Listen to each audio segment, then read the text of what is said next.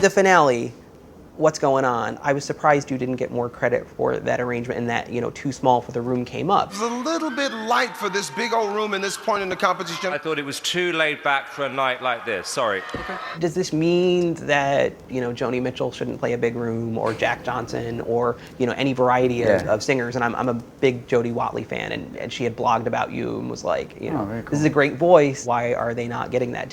Were you bothered at all by the What's Going On comment? And how did you feel about the performance when you were done? You know, I actually felt good about it. The thing about What's Going On is there's a lot of pressure in that song because the message in it is so great, and you know, I wanted to convey that, and so I kind of did want to the same thing, you know, kind of strip it down and like make it about the words, right, and make it about, you know, what the song was about, right. And I hope that people got that through that performance.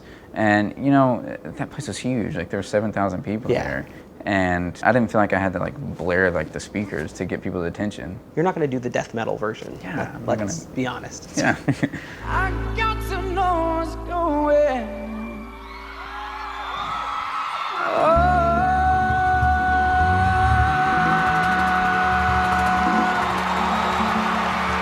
I'm going to shift off of performances for a minute.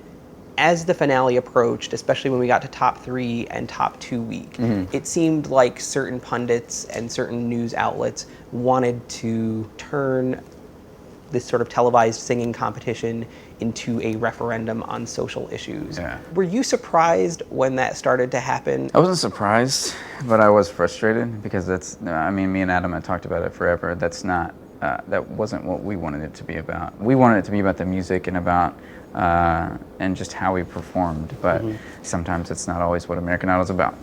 Yeah, and it seemed like you guys almost made, in a subtle way, an attempt to sort of push that off, down to your fingernail. Yeah, there was like a thing about me and Adam, how we didn't like each other and how we could never get along, and I was like, it's so stupid. Like, we were roommates and really good friends, and yeah, we did do the nail polish thing. We thought it was kind of a slap in the face. The rest of the world didn't think that we could get along. Obviously, being roommates and friends with Adam, did you see some of the more crazy stuff, like the Bill O'Reilly report on him? Was that really surreal, you know, as someone who got to know him? You know, I didn't see a whole lot of this stuff. I mean, I'd heard about, you know, a lot of stuff about Adam, but I didn't see a lot of it. Adam deals with it in an amazing way. Like, he's so sure of who he is that it didn't bother him. He just was like, that's me, and so whatever. A little bit of a sense of humor about Yeah, he's got a great sense of humor.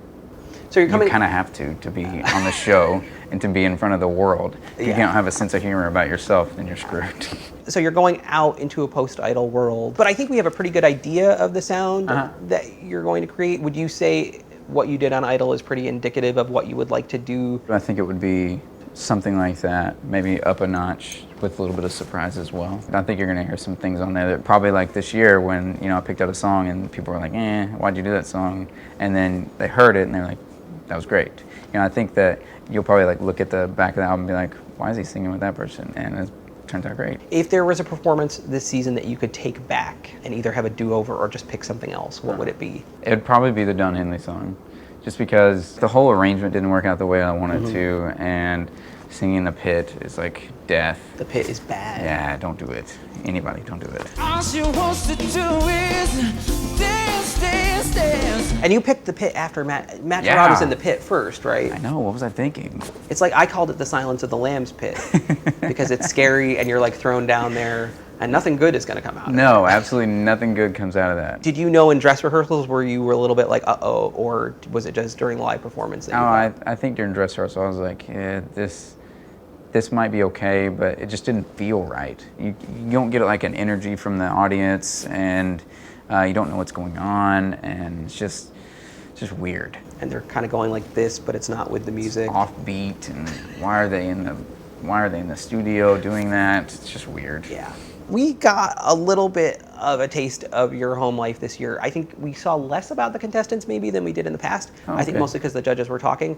But you and your wife in matching aprons was perhaps the most adorable slash, Make well, you want to throw up. my husband was like, what is with, no, this is too much. It's too much. Like, too much with the matching aprons. It's too cute. I mean, are you guys that cute at home? No. Is your wife that adorable? No. Like, we seriously did not want to do it. And the producers made us because he was like, this is good TV. And I was like, oh, gosh. And it was like a wedding present that we had kept in a cabinet.